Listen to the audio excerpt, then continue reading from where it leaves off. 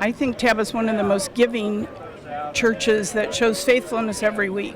Tab's been more faithful to the community through the soup kitchen and being able to feed people in the neighborhood. We're trying to create community by developing relationships with our patrons, our guests, our friends who come. It's been a continuing experience of incredible grace and just overwhelming love. All of the programs, the local programs for the neighborhood, the sports programs, that's all love.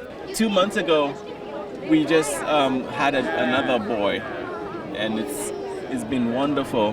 No, it's been wonderful, the kind of response that has come from the church, and that comes out of a place of love.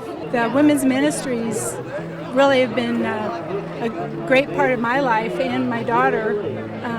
They've really reached out through Zoom calls and just other fun ways to keep in touch with everybody, and that's been greatly appreciated. I think Tab has been faithful in a lot of ways, just in their giving, their heart for the community. They've continued to have church and not just give up, and continue to show their community that they care. Tab Gems in general, and it's just been a blessing to see the fruit of labor, bringing community together through music as the hook to get people to come over, but also just sharing the love of Christ through music. I was sick 3 years ago and in the hospital for 93 days. All during that time, I knew that Tab was praying for me.